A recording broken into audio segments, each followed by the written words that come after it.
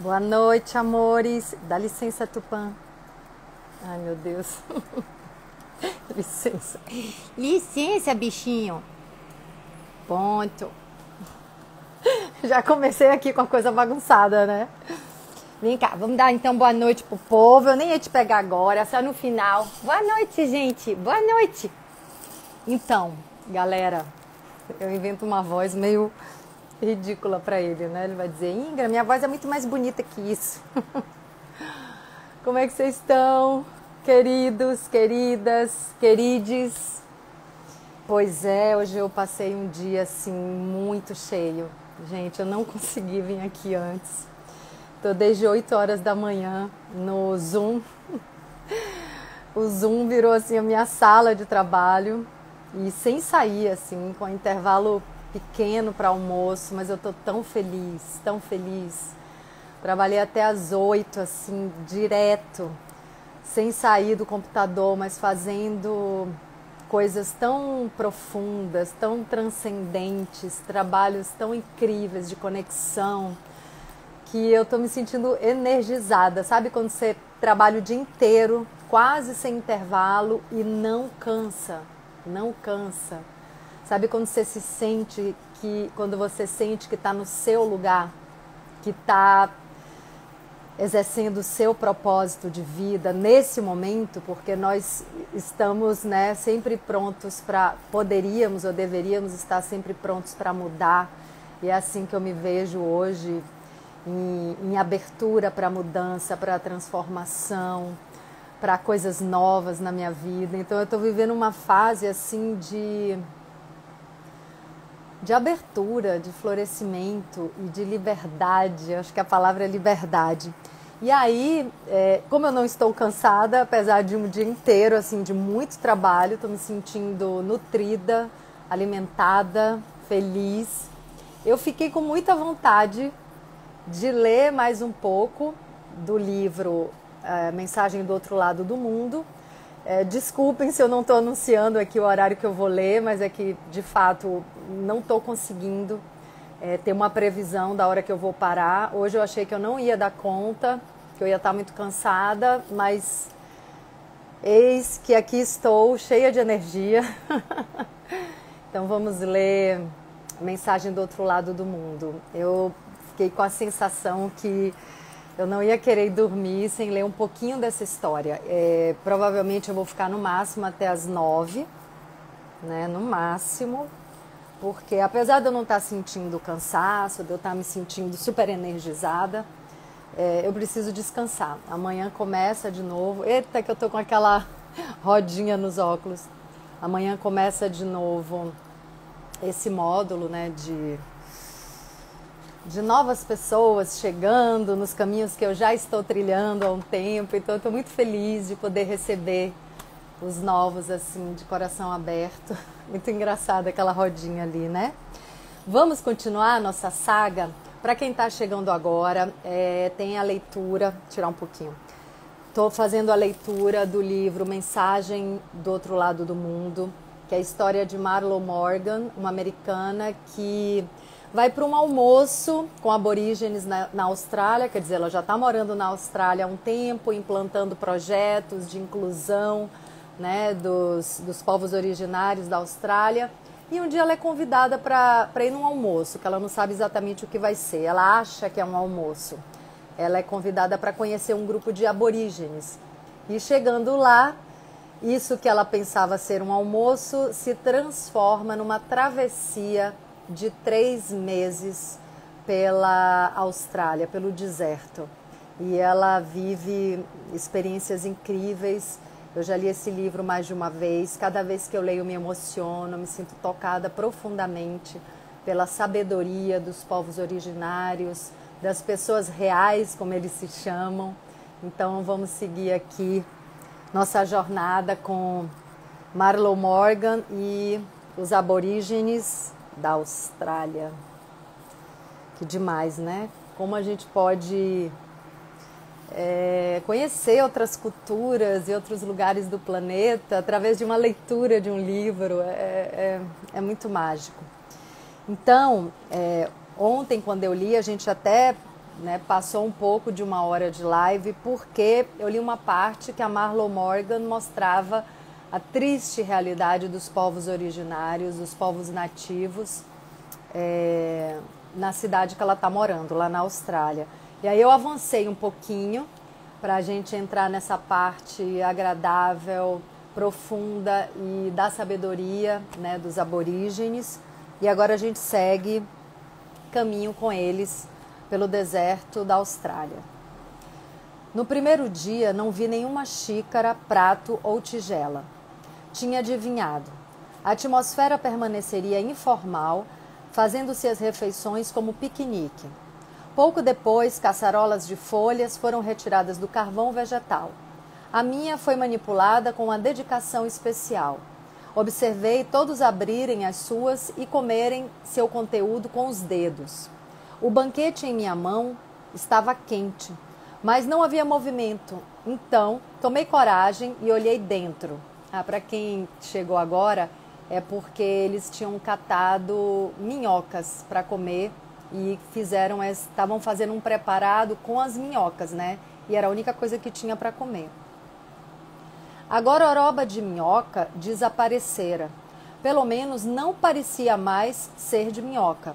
Tornara-se uma massa marrom esfacelada, semelhante a amendoim torrado ou toicinho defumado. Pensei comigo mesma. Acho que consigo lidar com isso. Comi e o gosto era bom. Não sabia que o ato de cozinhar coisas que depois ficavam irreconhecíveis não era uma prática comum, mas estava sendo feito para mim. Não se machuquem não, Tupã. Nessa noite me disseram que haviam sido informados do trabalho que eu desenvolvia com os aborígenes que viviam na cidade. Embora esses jovens não fossem nativos puros e não pertencessem àquela tribo, meu trabalho era demonstração de alguém que realmente parecia se interessar por eles.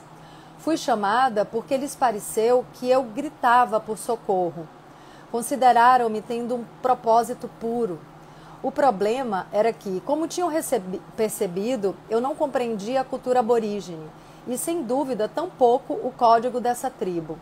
As cerimônias anteriores foram testes.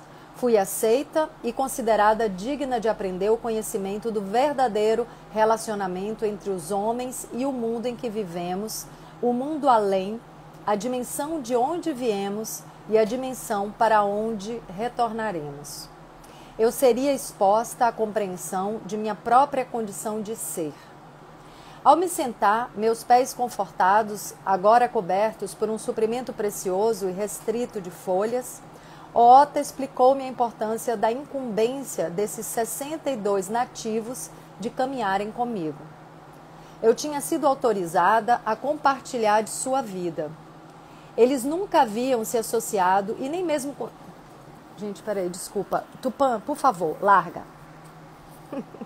Vai mastigar aqui meu hang light. Eles nunca haviam se associado e nem mesmo considerado qualquer tipo de relacionamento com uma pessoa branca. De fato, sempre evitavam isso. Segundo eles, as outras tribos australianas tinham se sujeitado às leis do governo branco. Eles eram os últimos dos resistentes. Em geral, viajavam em pequenas famílias de 6 a 10 pessoas, mas se juntaram para este evento. Ota disse algo ao grupo e cada um disse alguma coisa para mim. Seus nomes. As palavras eram muito difíceis, mas felizmente significavam sempre alguma coisa. Os nomes não são usados como usamos Debbie ou Cody nos Estados Unidos. Portanto, pude relacionar cada pessoa ao significado do nome, em vez de tentar pronunciar a palavra. Toda criança recebe um nome ao nascer. Mas durante seu desenvolvimento, o nome de nascimento também amadurece e os indivíduos selecionam para si mesmos uma saudação mais apropriada. Esperançosamente, o nome de alguém muda várias vezes durante a vida, na medida em que sabedoria, criatividade e propósito vão se tornando mais claramente definidos. Nosso grupo continha contador de histórias, ferramenteiro, o que guarda segredo, mestra de costura, grande música, entre outras. Entre outros. Já estou acostumando demais com essa saída do pronome masculino. Por fim, Ota apontou para mim e falou com cada um deles, pronunciando a mesma palavra várias vezes. Achei que tentavam dizer meu primeiro nome, mas decidiam chamar-me pelo último. Não era nada disso. A palavra que usaram essa noite e o nome que continuei a usar durante a expedição foi mutante. Não entendi por que Ota, que falava as duas línguas, ensinava-os a pronunciar uma palavra tão estranha. Mutante, para mim, significava a mudança na estrutura básica, resultando em uma forma de mutação, nunca mais se parecendo com a original. Mas, na verdade, isso não importava. Àquela altura, meu dia e minha vida estavam completamente confusos. Ota contou que em algumas nações aborígenes usam-se apenas cerca de 8 nomes no total, como um sistema numérico. Todos da mesma geração e sexo eram considerados da mesma família, de modo que todos tinham várias mães, pais, irmãos, etc. Quando a noite se aproximou, perguntei sobre o método para urinar. Desejei ter prestado mais atenção ao gato da minha filha, Zuki, pois o banheiro consistia em se afastar no deserto, cavar um buraco na areia, acocorar-se e cobrir o dejeto com areia. Tomei cuidado com as cobras. Elas se tornam mais ativas depois do período mais quente do dia e antes do frio da noite. Tive visões de olhos cruéis e línguas venenosas sendo despertados na areia pelo meu ato. Ao viajar pela Europa, queixei-me do terrível papel higiênico. Para a América do Sul, levei o meu próprio. Ali, a ausência de papel era a menor das minhas preocupações. Ao retornar ao grupo, depois da minha aventura no deserto, tomamos juntos um chá de pedra aborígene. Era feito despejando-se pedras quentes em um recipiente com água. O recipiente era a bexiga de algum animal. Ervas silvestres foram adicionadas à água quente e deixada de molho. A única vasilha foi passada por todo o corpo. Tinha um sabor maravilhoso. Foi passada por todo o grupo. Tinha um sabor maravilhoso. O chá de pedra era reservado para ocasiões especiais, como a conclusão de minha iniciação no primeiro dia da marcha. Estavam cientes da dificuldade que eu experimentaria sem sapatos, sombra e transporte. As ervas acrescentadas à água para fazer o chá não pretendiam ser uma variedade do menu, nem eram um medicamento ou alimento misterioso. Eram uma celebração, uma maneira de reconhecer a realização do grupo. Eu não desisti, nem pedi para voltar à cidade, nem gritei. Sentiam que o espírito aborígene estava sendo recebido por mim.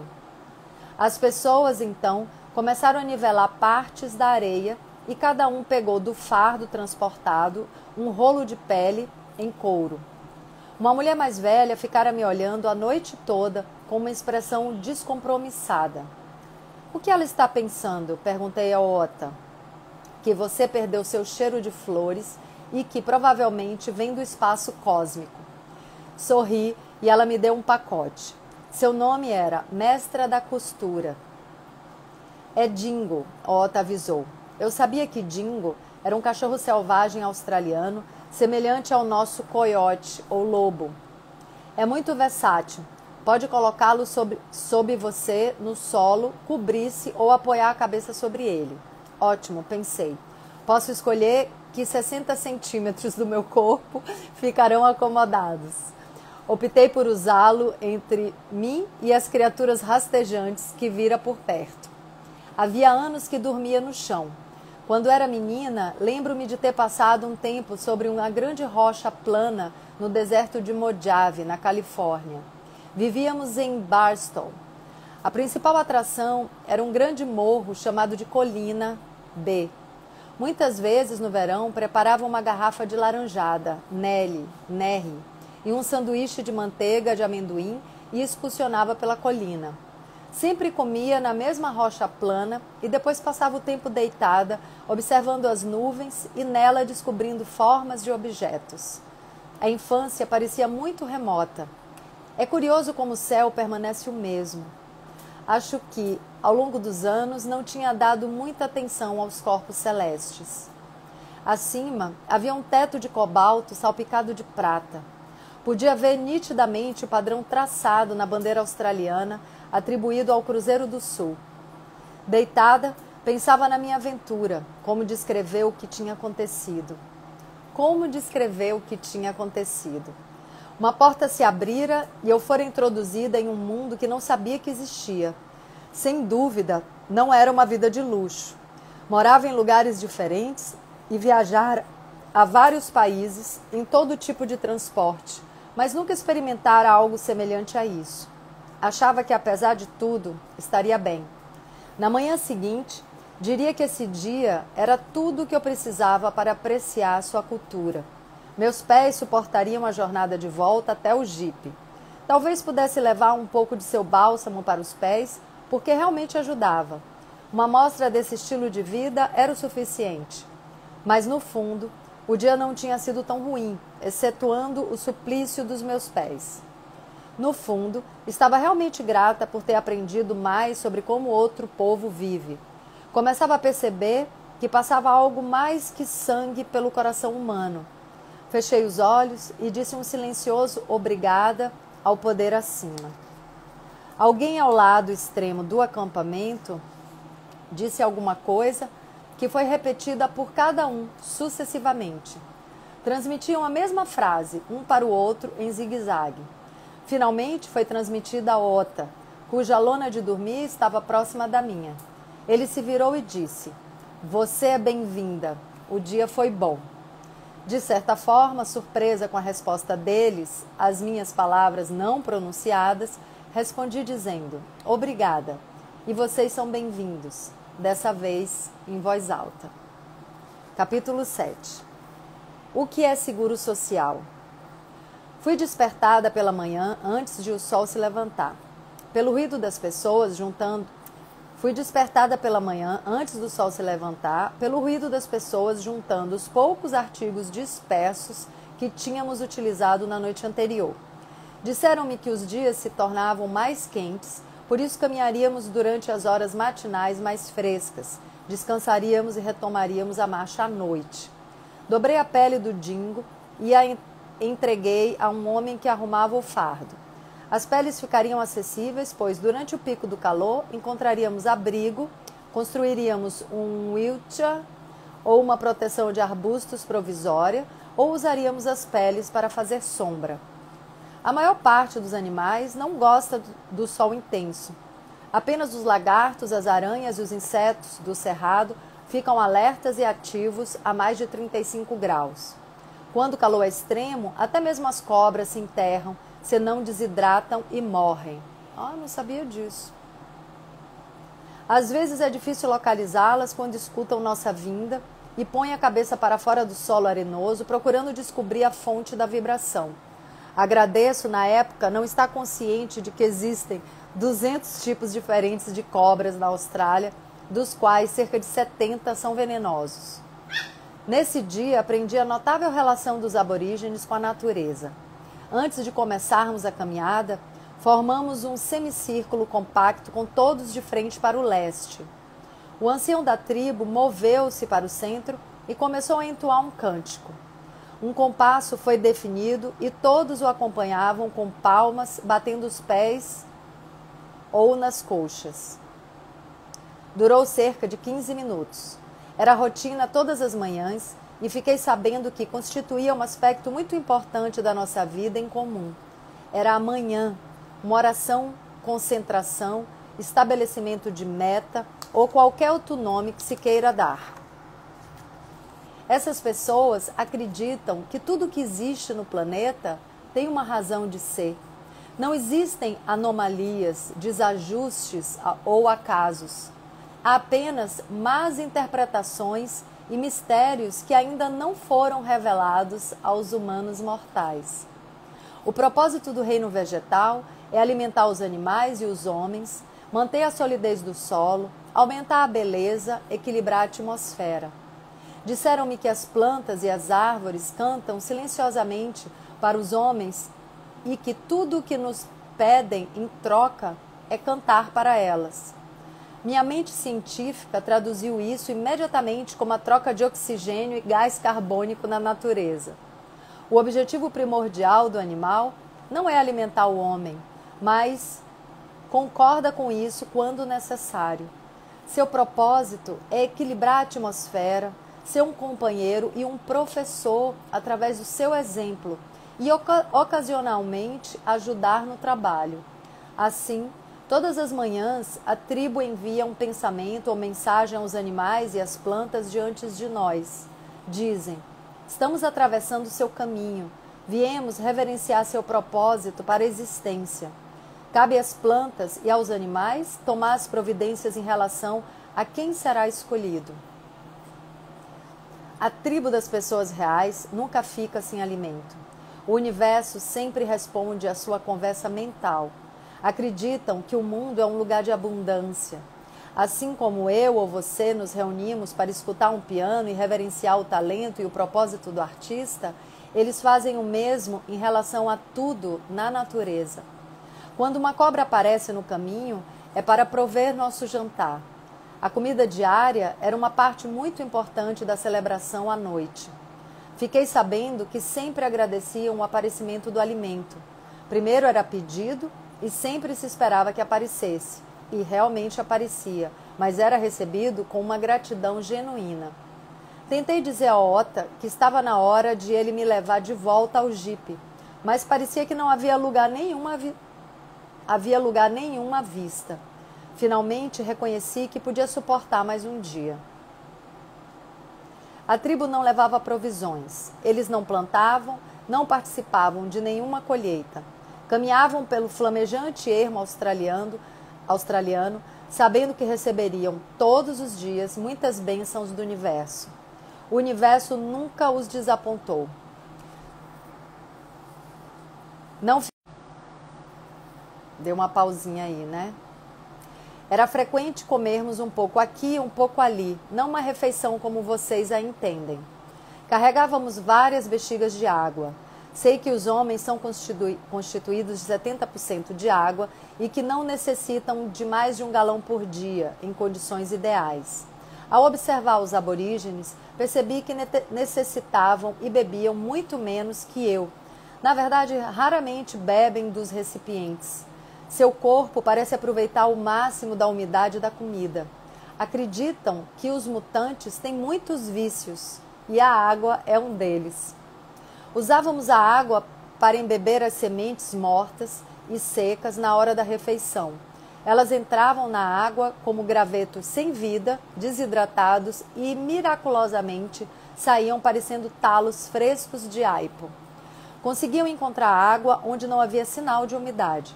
Às vezes deitavam na areia e escutavam a água subterrânea ou sondavam o solo com as palmas das mãos. Colocavam caniços compridos na terra e sugavam, criando uma mini fonte. A água era arenosa e escura, mas seu gosto era puro e refrescante. Percebiam a água à distância, observando os vapores quentes, conseguiam farejá-la até mesmo na brisa. Agora sei por que tanta gente que tenta explorar regiões do interior morre tão rapidamente. É preciso a perícia nativa para sobreviver. Ao colhermos água de uma greta rochosa, aprendi como me aproximar da área de modo a não contaminá-la com meu odor humano e a não assustar os animais. Afinal, a água também era deles. Tinham tanto direito quanto os seres humanos. A tribo nunca esgotava a fonte, independentemente de quão baixo estivesse nosso suprimento no momento. Em qualquer área com água, usavam o mesmo local para bebê-la. Os animais pareciam fazer o mesmo. Somente os pássaros desobedeciam a regra e sentiam-se à vontade, bebendo, chapinhando e excretando livremente. Os membros da tribo eram capazes de olhar para o chão e dizer que criaturas estavam nas proximidades. Quando crianças, adquirem o hábito da observação minuciosa e reconhecem num piscar de olhos marcas sobre a areia deixada pelo caminhar, saltar ou rastejar das criaturas. Estão tão acostumados a observar as pegadas uns dos outros que, além de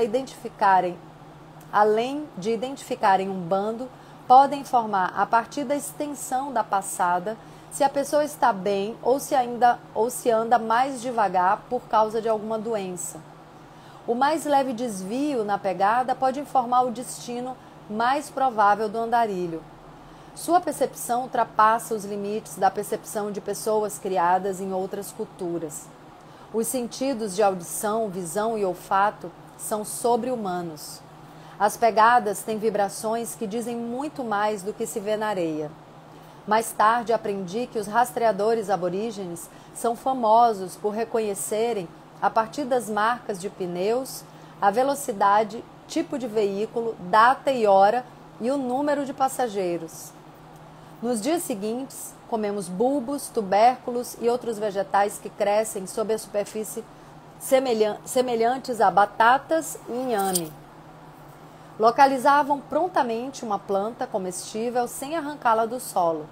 Moviam as mãos sobre as plantas e comentavam: está crescendo, mas ainda não está pronta. Ou, sim, esta já pode reproduzir.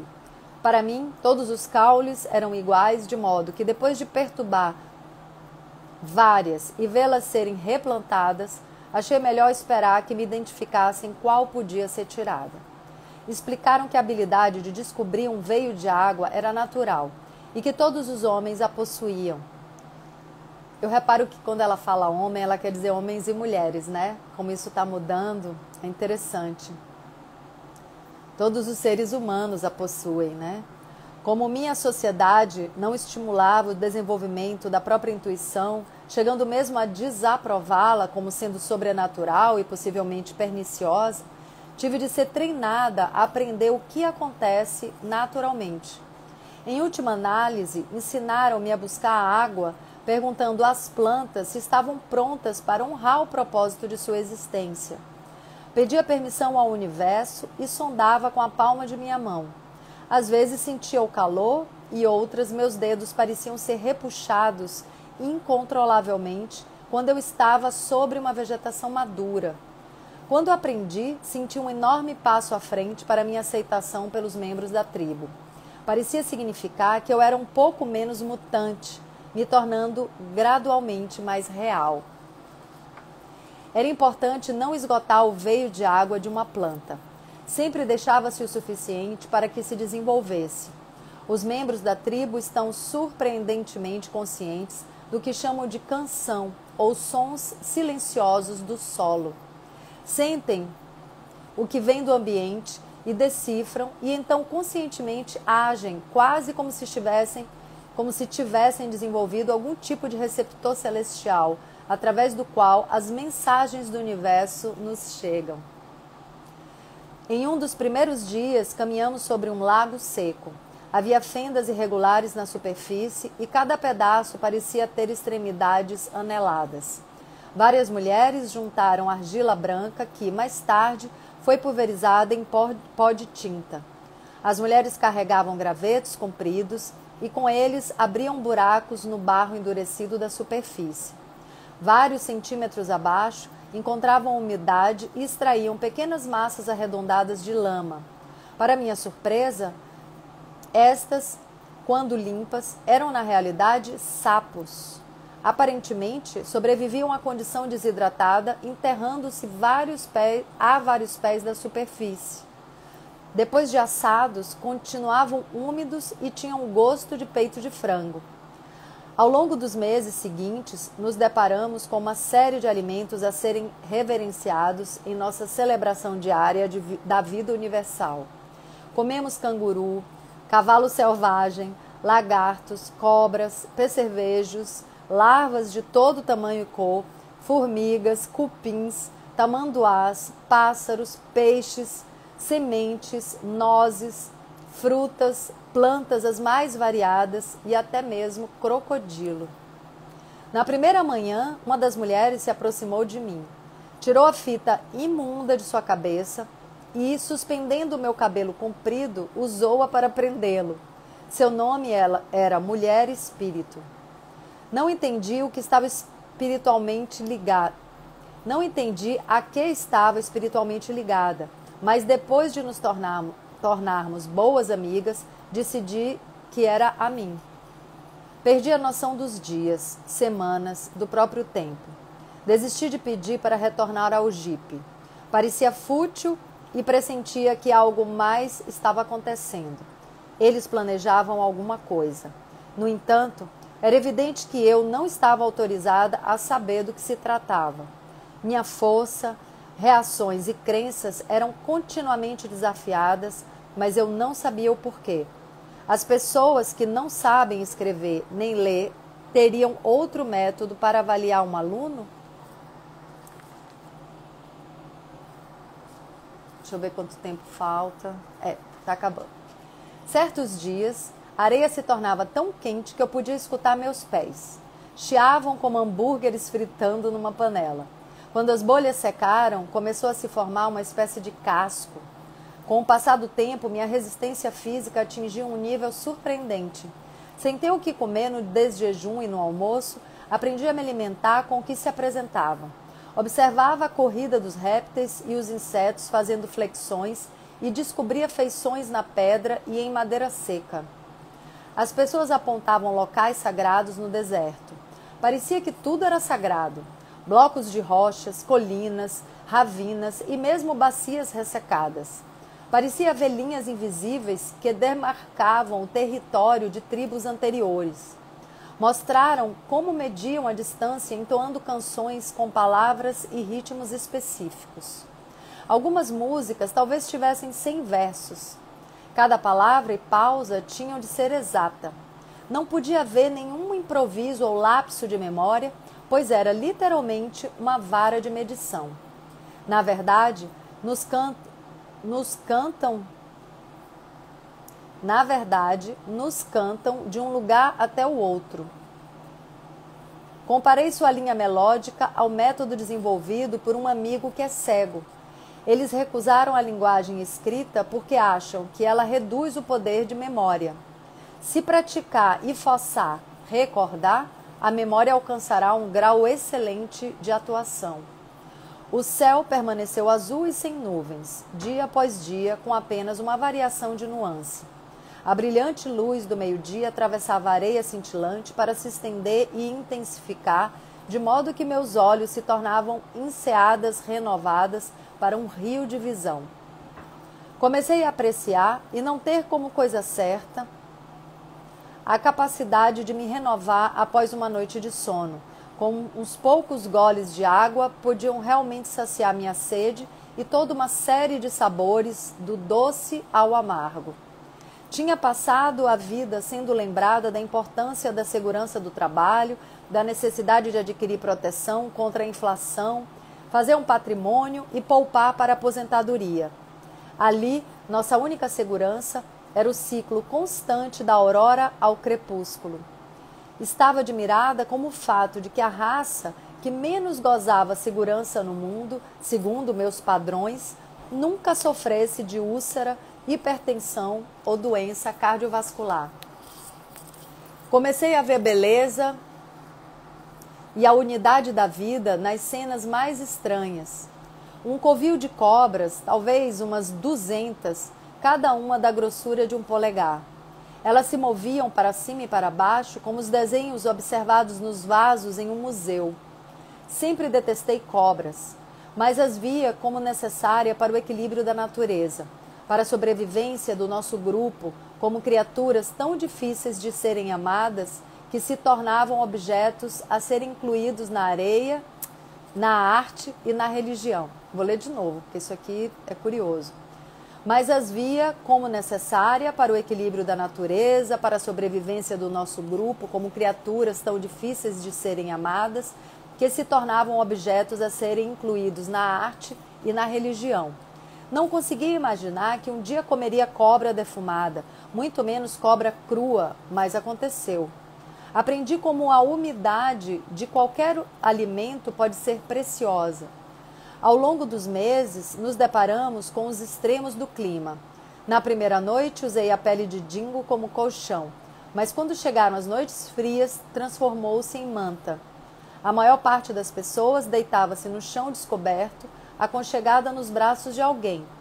Dependiam do calor de outro corpo, mais do que do fogo próximo. Nas noites mais frias, eram acesas várias fogueiras. No passado, haviam viajado com dingos domesticados que ajudavam na caça, no companheirismo e para aquecer nas noites frias, de onde o coloquialismo Three Dog Night. Em várias noites nos deitaríamos sobre o chão, formando um único padrão circular. Aproveitava-se mais as cobertas e o aconchego, preservava e transferia o calor do corpo com mais eficiência. Cavávamos buracos na areia, neles colocávamos carvão quente e o cobríamos com mais areia. Metade das peles ficavam sob nós e metade sobre. Cada duas pessoas partilhavam o espaço sulcado. Todos os pés se uniam no centro. Lembro-me de apoiar o queixo sobre as mãos e examinar a vastidão do céu. Sentia a essência desse povo maravilhoso, puro, inocente e adorável. Esse círculo de almas em forma de margaridas, com pequenas fogueiras, e cada grupo de 2 corpos devia formar um quadro maravilhoso, se visto de cima, do cosmos. Eles pareciam apenas estar em contato com os pés uns com os outros, mas a cada dia que passava, eu percebia como sua consciência sempre estivera em contato com a consciência universal da espécie humana. Começava a se esclarecer porque eles sinceramente sentiam que eu era uma mutante. E eu era igualmente sincera em minha gratidão pela oportunidade de despertar. Ai, que lindo, né? Bom, amados, amadas, amades. Ai, gente, muita gratidão, muita gratidão. Fiquei aqui o tempo necessário para trazer esse conforto, esse contato com essa cultura ancestral tão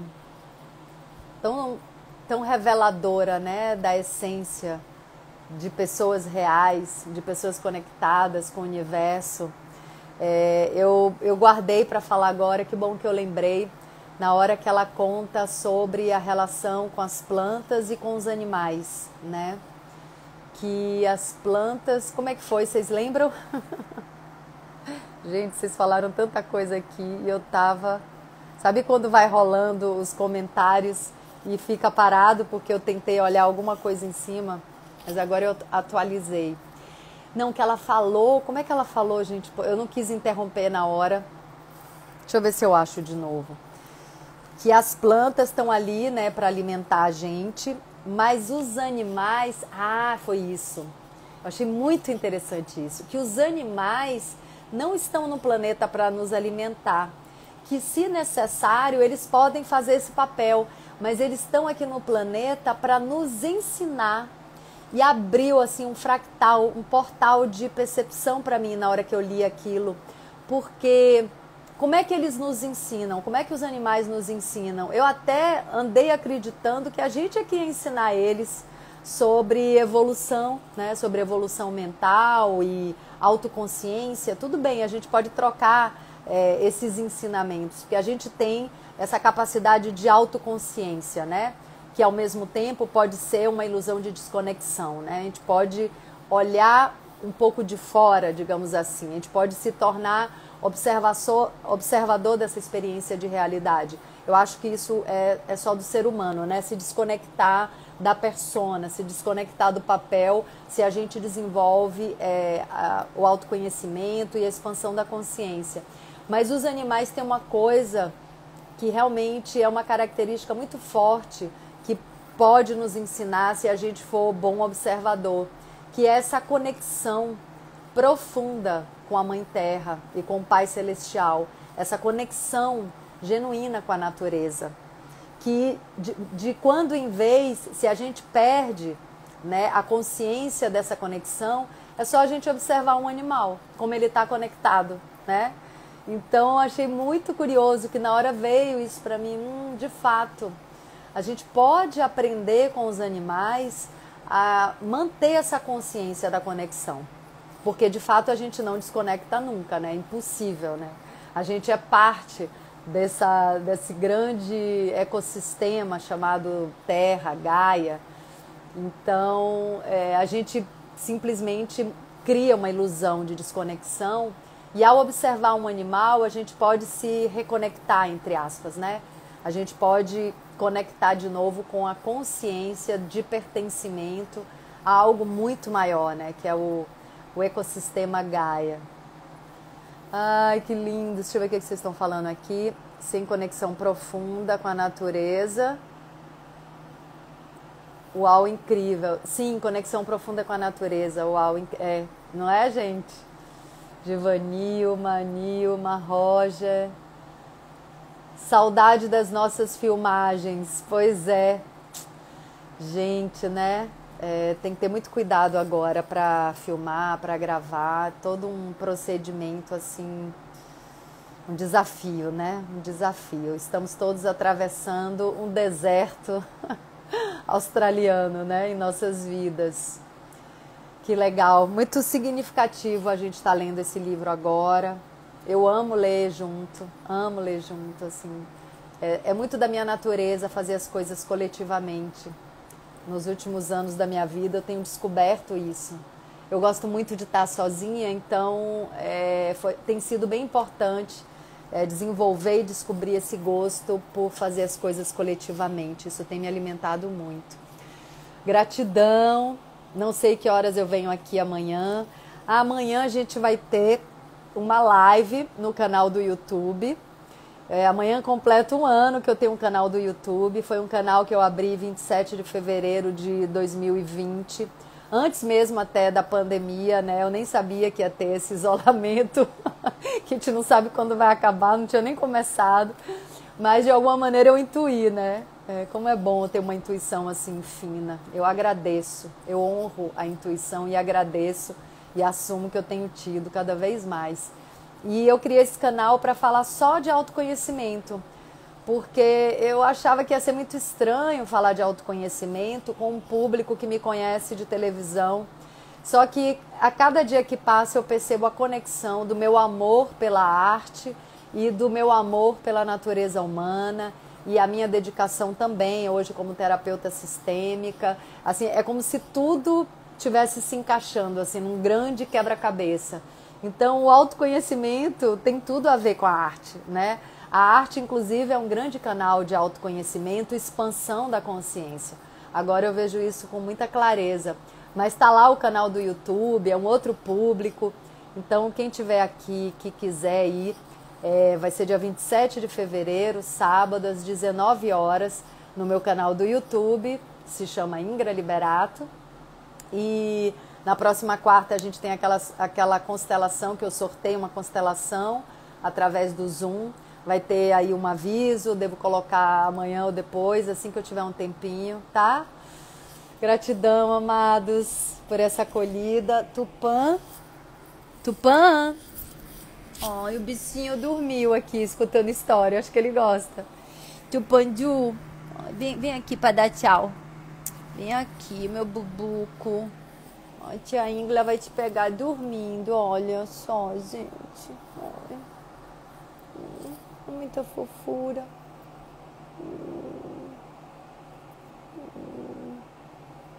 Boa noite. Boa noite, minha gente. Boa noite, que agora eu vou dormir, viu? Beijo.